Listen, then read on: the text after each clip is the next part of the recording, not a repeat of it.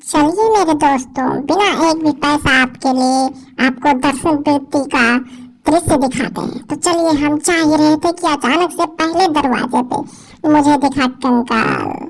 मेरी फट के हाथ में आ गई थी, लेकिन मैं फिर भी नहीं डरा क्योंकि मुझे बनाना था ब्लॉग। लिखा था सावधान आगे भयानक रास्ता है। मैं डर गया था, लेकिन मैं फिर भी उसे देख रहा था। मैं उसे ऊपर से नीचे देख रहा था। उसके कुछ पार्ट गायब थे।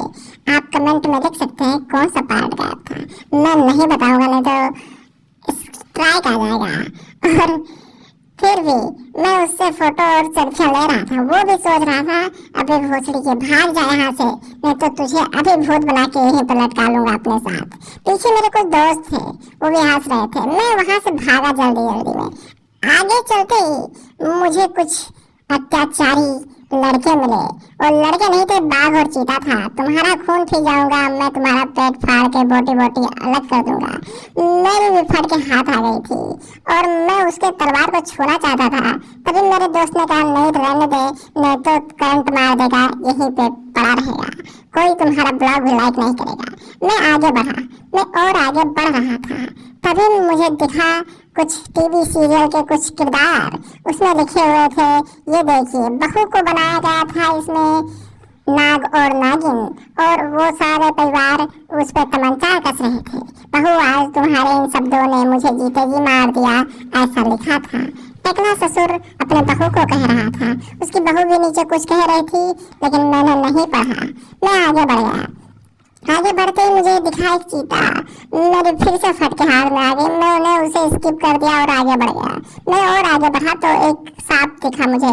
सर्प को दूध पिलाना मना है, लेकिन बुराइयों को पालना है। मैं पढ़ नहीं पा रहा था क्योंकि मेरी हिंदी बहुत कमजोर थी। मैं फट के हाथ में आ गए जानवरों को देख के। मैं और आगे गया और आगे कुछ बलात्कार करने की कोशिश कर रहे थे। वो दरअसल बलात्कारी नहीं थे, वो शेर और चीता था, लेकिन ऐसा समाज को दिखाया गया था। ऐसा में बताया गया था कि तुम अगर ऐसा करते हो तो पुलिस तुम्हारा पिछवाड़ा मार मार के लाल कर देगी। मैं और आगे बढ़ा तो गुप्ता जी मिले तो उसमें सब लोग खरीद रहे थे और गुप्ता जी उनको चूना लगा रहे थे। भ्रष्ट बाजार, मिलावटी किराना स्टोर। गुप्ता जी को मैंने छोड़ा वहीं का, क्योंकि गुप्ता जी से मेरी बनती नहीं है। स्कूल में गुप्ता जी ने मुझे मार दिया था। मैं और आगे बढ़ा तो तंबाकू की खेती। मैंने सोचा कि कर ले, लाओ एक खैनी बना के खा ले। मैं बैठ गया वहीं पे और खैनी बना के खाने लगा। तंबाकू की खेती में गधा भी नहीं जाता। जी हाँ, तो मैं कैसे जाता? मैंने चल दिया वहां से, और मैं वहां से चलते ही मैंने आगे देखा कि कुछ लोग, मतलब एक मदारी और दो बंदरों को बांधे हुआ था। दरअसल ये लोभ और माया को दिखाना चाहते थे, पर मुझे तो माया घेरे हुई थी। मैं एक सुंदर स्त्री के फिराक में चल दिया आगे। चलो चलो रुको क्यों हो? ऐसा पढ़ा तो मैं और आगे तेजी से बढ़ते रहा पापा की परी के तलाश में। और लोभ वृत्ति आ गई। सब लोग लोभ में पड़े हुए थे। मैं सोचा कि सब पढ़े हैं तो मैं क्यों नहीं पढ़ता। मैं भी चल दिया। तभी मुझे 50 का नोट वहीं पे दिखा। लूट मार लिखा ही था तो मैंने लूट लिया। मैं और आगे बढ़ा तब मुझे नारायण मिले, लेकिन नारायण को मैंने स्किप कर दिया और बगल में गधे को देखा। गधा नहीं था, फिलहाल वो एक मनुष्य था जो घर के परिवार को ढोए हुए लेकर जा रहा था। उसकी बेटी पीछे से रील बना रही थी। वो आज के जमाने को दिखा रहा था। फिर मैंने नारायण जी से हाथ मिलाया और नारायण नारायण करते हुए आगे बढ़ गया। फिर आगे बढ़ते ही देखा कि कबाब कसाई था, मांसाहारी था। मुझे इससे कोई मतलब नहीं क्योंकि मैं कुछ नहीं खाता। मैं तो घास फूस खाता हूँ। मैं और आगे बढ़ गया और आगे बढ़ने के बाद में मुझे दिखे पैसे ही पैसे। वाह, मैं तो उछल पड़ा कि यहाँ पे खूब पैसे मिलेंगे, लेकिन यहाँ पे तो ऑक्टोपस था। मेरी ऑक्टोपस से बहुत फटती है, इसीलिए मैंने इसे भी स्किप कर दिया और आगे बढ़ गया। आगे बढ़ते ही मैंने जो देखा वो आप भी देखिए। आज का विश्व मैंने देख लिया।